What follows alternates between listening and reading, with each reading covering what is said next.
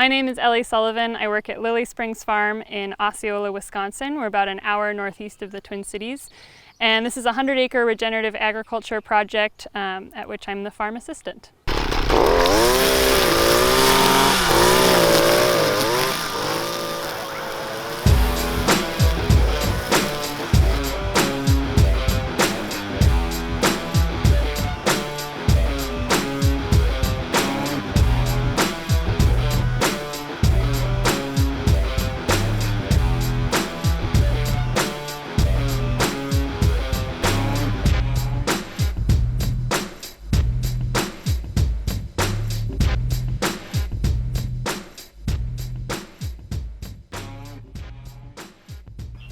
So we grow 4 elderberry varieties at Lily Springs. We have John's behind me, and then in our south field, which is our larger agroforestry plot, we grow Ranch, Wildwood, and Bob Gordon. All 4 of those are American cultivars. We're interested in elderberries that perform well in our specific climate, which is a little bit cooler, with harsher winters and hot, dry summers.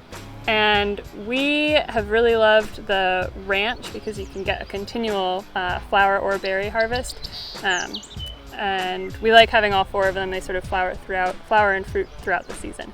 Hi, I'm Lindsay Rebhan. I work with Lily Springs, where we're at here today in Osceola, Wisconsin. We have a company called Ecological Design, and we work with farmers and homesteaders and do land planning with a focus on perennial agroecology. We helped plant these elderberries in 2016. So here we're on the land of Dakota and Anishinaabe, and elderberry, as far as I know, is probably as old as when the glaciers retreated. Maybe older than that, but we don't know. We can't prove that. But it's one of our more ancient plants and plant medicines. So it was a plant relative before us, and so all indigenous people here have a connection with elderberry. And so we have so many names across the world for the elderberry. Hippocrates wrote a lot about elderberry. We have a lot of Roman Greek documents as well about elderberry, but we have here in North America, Native Americans, for example, like in California, there's creation stories that have to do with elderberry. So it's been not only in folklore, but really in the medicinal chest for Native peoples for a long time. You can use elderberry for windbreaks, for field hedges, for micro hedges, divisions that could, increase the productivity of your herbaceous perennials, using it as a hedge. You could use it as another integration in your pollinator planting too. So not everyone has to use it just to farm for the flowers or the berries. There's lots of different ways you can establish elderberry. If you're doing a more broad acre commercial, utilizing a transplanter is probably a quicker way to get your plants in the ground. But we did a lot of this by hand planting. So as long as you can make the area clear to put it in and keep the weeds down long enough to get establishment, you can do it by hand or mechanical.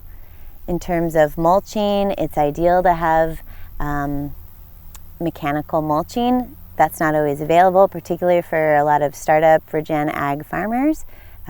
We farm hacked a grain bin here and use that to deliver mulch by being pulled by a tractor. And that's how we distribute manure and wood chips onto the base of each plant. We weed whip around the bases of each plant a couple times a season, but that's a pretty quick task and not too specialized.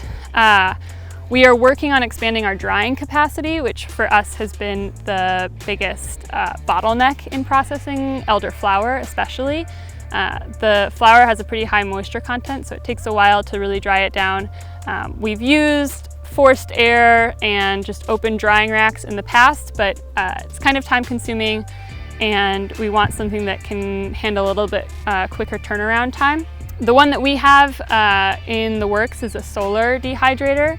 So it's designed as sort of a ramp, and it'll funnel air through and and sort of act as a forced air system without needing electricity. And then as our capacity increases for elderberries on our land, we will probably want to expand into something more of a shipping container sized. That will also be useful for other herbs, and because we're planting in an agroforestry design, we have a ton of other crops that can be dried down for teas and medicinal uses and culinary herbs. So that'll serve us in a lot of different ways. What we see with elderberry is opportunity to integrate it with other woody perennials, with other perennials, herbaceous perennials. We love elderberries because of their wonderful pollinator habitat that they provide. The beauty of agroforestry is that it is so adaptable to so many different kinds of ecosystems and food production goals and labor capacities.